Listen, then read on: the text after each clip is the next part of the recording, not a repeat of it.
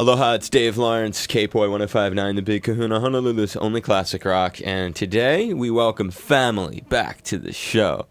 Recently, Carmine Appice's baby brother Vinny, who sat right here in the studio with us on multiple occasions, doing hour-long guest hosting sessions and just hanging out, talking story, got an incredible gig to rejoin the Sabbath Judes. You remember he was here with the Hollywood All-Stars, and he has a new solo project out we will hear about too. But this is a great way to wrap up our second annual Sabbath Christmas, as we say a big aloha to Brother Vinny. Aloha, dude. Aloha. Welcome back. Thank you. I feel so at home on your show. I've been there twice and on, remotely a couple more times, right? You have. You've been on more times than I can count. You're in the 5 to 8 times on the show area, something like that. Right. It's great. And happy holidays to you. Merry Christmas. Thank you, and Merry Christmas to everyone. I know this is going to be aired on Christmas, and I hope everybody has a rockin' Christmas. A Sabbath Christmas, Brother Vinny. A Sabbath Christmas, that's right. And when did you first... We were, Carmine's on the show every week, and at some point, I think it was right before Thanksgiving, you and we were going to do our annual Christmas call, and we were going to have the two of you together on or our annual Thanksgiving call, rather, and have the two of you together on Thanksgiving Day. And you had emailed me, and he had gotten in touch with me, and I found out the exciting news. So tell us how it all started when you got the phone calls and how it went. Okay, well, I was driving in my car, and I got a call from Ronnie's manager, Wendy Dio, and actually she left a message, and it was late, and I thought, I didn't even check the messages that day, checked it the next day, and there was a message on there that Wendy Dio was calling for me. So I thought, well, that could mean a number of things. The top of the list could mean that Bill Ward's not working out, which wasn't working out with Bill Ward with the Heaven and Hell project, or it could be a number of other business things that we were talking about over the past few weeks. So I thought, all right, let me call her back. So I called Wendy back, and then I speak to her. She goes, hi, Van, how you doing? She goes, listen, it's not working out with Bill Ward, and I want to know if, and then after if, the phone blanked out. So I didn't know what the if was for a couple of minutes until it came back on, and I think I even called her back. I said, you know what? She was still talking. I said, the phone went off after you said, I want to know if. So start from there. So the rest of that sentence was, if you can come to England to record the songs with the guys, They were in England at Tony Iommi's house. He has a studio in his house. And so I said, yeah, when do you want me to come out? So she goes, tomorrow. I said, okay. Now, I'm used to that. Okay, get on a plane, fly to England. Yeah. So I said, well, what was happening? She said, well, it just wasn't, working out with the lineup that was there. And, and they want you to come out and have a go and, do your thing. And when you say not working out, is there anything, was it musically, was it personality? What wasn't working, if you can give us... I'm not quite sure if it was, I don't get into it too deeply as far as... I understand. As far as why the exact reasons were, but I would suspect it was maybe both things, Okay. I mean, usually, when somebody's not working out in the band, it's usually a personal problem or it's a musical problem, That's one of those, too. Yeah, it's only one of those, too, in any band, So I don't think this band's any different, even though it's such a well-known band. So I got on a plane. That was the day before Thanksgiving. And do you just pick up the tab on that yourself? I'm just going to buy a ticket and off I go. No. I don't do that. They're like, okay, we got an airline ticket. And all of you young drummers listening, don't ever do that. Prepay a ticket for you, have them book the ticket for you. Now it's all e-tickets anyway. They, said, all right, we'll book a ticket. And so I flew to England, then I got in the car. And the car picked me up, drove up to Birmingham, which is about 2 hours from London, and went to this old hotel. We stayed at this old Gothic hotel. It was like, a couple of 100 years old, and then there's an 11th century church on the property with this old cemetery that looks like it's out of Universal Studios. That's what I saw out my window, this old cemetery. I went, perfect. With rainy, cloudy weather and windy, typical English weather. So it was pretty funny going to that from sunny California, But it fits the Sabbath thing. It couldn't have been more perfect. Couldn't have been more perfect. I said, this is the way to record this kind of music, I'll tell you that, Put you in the right mode, Absolutely. So then I laid down, took a little nap. I thought I slept for 40 minutes, but the clock was wrong. The phone woke me up. They said, come on down to the studio. So I actually slept for 5 minutes, went down to meet everybody, and it just became a fantastic reunion. And, we're all sitting there reminiscing as, first Ronnie was there, we hugged, and, hey, how you doing? And then Tony walks in, same thing. And Geezer walked in later, so it was just like an old family reunion, basically. And that reunion takes place where? Is the reunion of this? This is at the studio, or? At the studio, which is in Tony's house. Nice. Tony has a cool studio in his house. So does he have like an estate, like a huge thing like Ozzy has on the TV, or? Yeah, it's pretty big. A lot of, it's out in the countryside. It was near this hotel, and the hotel was on 21 acres of land. So it was pretty cool. Dig that. But, yeah, beautiful house, and then.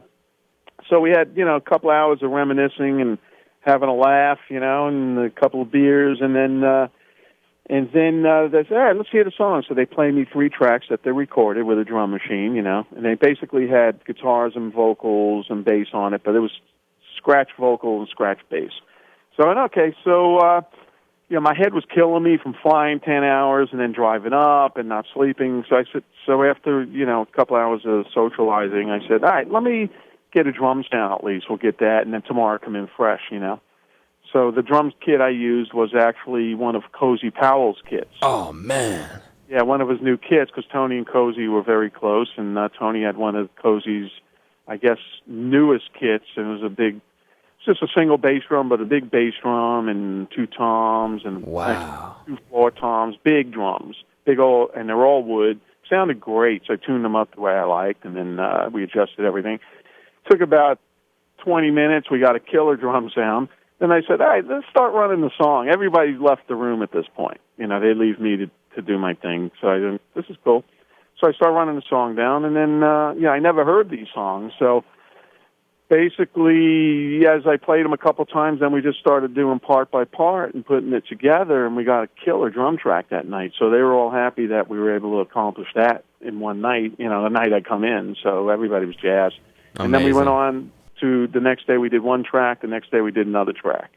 And then they went ahead and, finished the bass, finished the vocals. So it's 3 amazing tracks are going to be on the upcoming release, which is going to be called Black Sabbath, The Dio Years. When's that coming out? I believe it's coming out in February. And that's a single disc now, I've heard? I heard it was double, then I heard it was single. I'm not sure. Okay, so it's one of those two, as opposed to a second black box, which had been talked about. Right. And was the name change ever explained to you? No, I still don't know exactly what's happening and why they have to do that, not that they have to or they want to. I'm not sure what's happening with that. So I know there are some things out in Europe where we're playing some festivals in the summer, and I've seen the posters on the internet, and it says Heaven and Hell featuring Tony Iommi, Geezer Butler, Ronnie James Dio, and Vinny Appice. So anything could happen. So we'll see. Well, you know that we want you to come here, because wasn't one of your first gigs with Sabbath here, right, at Aloha? The first gig, yeah, when I first joined the band, that was 1980, maybe even been 79. No, it was 80. And it was 80, August of 80. August of 80, and we rehearsed. We didn't rehearse that much, and then I was just, like, oh, man, I got to learn all these songs, and I had charts written out, and this and that and this and that, and then we go play Aloha Stadium, a lot of people there, and I got my chart book, and I'm following along. We're playing. We're getting through the set, and then it starts raining. My book gets wet. I can't read it anymore. And then we just winged it, I remember you telling that story. Yeah. So that was the first gig in Hawaii. I always remember that. It's really cool. And so it'd be great if we come back. I'm pretty sure we will. Has it been mentioned? Not specifically. I know right now we're just doing some. It's starting off in Canada. When does it start? March 10th in Vancouver, I believe. Wow, you've got the first date, March 10th in Vancouver. That's what I heard. Yeah, and then we're going to continue. It's going to go all over the place. What size venues? Probably the indoor shows. You know what? They haven't told me that. I shouldn't even say. So but I know I don't know where we're playing yet. Might be theaters, might be arenas. You're not sure? Yeah, I'm not sure. All I know is it's going to kick butt. It's going to be huge. We're going to be proud to be. What's the chances, dude, of getting me an interview with one of those guys or all of them? Yeah, let's feel it out once we get going. Yeah, we can do maybe something from the road. I would really dig that, Vinny. I would be. Yeah, absolutely. It would mean a lot to me. I've interviewed Tony about 4 times. I would really like to and I've interviewed all of them. Geezer once, Ronnie twice. And oh, yeah? Yeah, Okay. all of those dudes, and would love having them on the show. I'll have to get you some Sabbath at 6 shirts for them. Yeah, that'd be great. Yeah, you gave me, you gave Carmine a shirt. He gave it to me. And then I know the places in Europe are the big festivals we're doing, a lot of the festivals. Yeah, I saw those online, and I was just, and that North American thing's a little closer for our listeners. And is there any chance you're going to be pulling double duty like Carmine has at recent shows where he was doing Cactus and Fudge, and maybe you'll be doing Three-Legged Dog and Heaven and Hell? I would love to, but I don't think that's going to happen. Or you could have Carmine open. I want to pitch for Cactus on that thing. Yeah, that'd be funny too. Dude, it would be awesome to have him out there. I mean, that would be comedy. But I just say the Three-Legged Dog thing because it would get. What's that on hold now? Basically, while you're doing this. What we're going to do with Three-Legged Dog, the CD came out. Actually, we're getting a lot of great reviews, so it's building up. So what we're going to do is before I leave, probably in February, we're going to cut a video. Okay. All right, and then we're going to put that out and then keep the momentum going with that. And then there might be time here and there, a break from the tour or something. We might go out and do some dates here and there too. Oh, nice. And then when the tour finishes, we'll continue, pushing that band too. You get a vibe like this Heaven and Hell thing's going to last? Well, judging by the 3 new songs, they wrote some great tunes, and I think everybody's going to flip over them, and I think, it might be a possibility. You never can tell, How long were you at Tony Iommi's house altogether? We were there probably the 3 days. I got there Thursday, Friday, Saturday. Yeah, Thursday, Friday, Saturday we recorded. We had a day off, then we did a little photo session and got that out of the way too, and then came back on Tuesday. So, what was the coolest thing you did during your downtime? We actually went to because when we did the Dehumanizer album, me and Ronnie, we pretty much lived right outside of Birmingham in this house that we rehearsed in.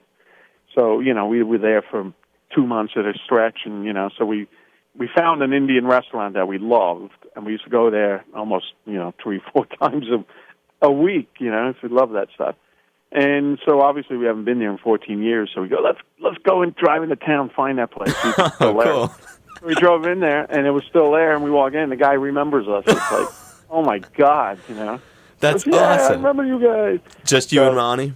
Me, Ronnie, and Ronnie's personal guy, Scott. Man, it's so cool hearing these stories, and just know you've got a supportive base out here. You know it. I mean, we're behind you 100%. We're proud of you. Thank you. We're celebrating this, and I think it's become a family reunion, It's like, part of the extended family, me and everybody. The Sabbath reaches out a long way, It does. It really does. It's very special stuff, and we send you much congratulations to you, brother. Thank you very much. Thank you, and I hope to come out there and play for everybody in the Aloha State. And we'll start working when the tour gets rolling on maybe trying to get some other cats on board. Absolutely. That'd be great. From the band. Yeah. I appreciate it, Vinny. Okay, Dave, it was great talking to you, and then I'll probably speak to you on the road somewhere. You're the man. Perfect. Cool. So, listen, we'll keep in touch.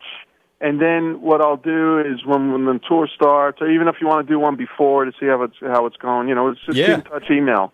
And then, I'll set up whatever I can set up, if I can get the other guys, that'd be great. I'd love to have regular reports from the road, too, dude, and stuff. Yeah. I mean, I'll make a big deal out of it for you. Beautiful. You're the king. All right, I'll talk to you soon, Dave. Thanks again. Yeah, you're welcome again, Vinny. Good talking to you. Aloha, brother. Aloha. Aloha, this is Vinny Appice, Carmine's famous brother. You heard me with Black Sabbath, Dio, Rick Derringer, and others, but right now you're hearing me with the man Dave Lawrence.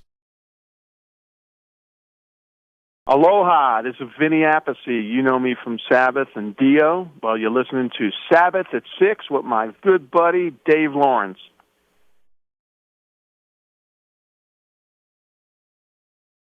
Aloha, this is Vinny Appice, and yes, I'm Carmine's little brother and louder brother. You've enjoyed my work with Black Sabbath, Dio, Rick Derringer, and others, but right now it's time to enjoy Dave Lawrence. And my favorite time of day, it's 420, baby.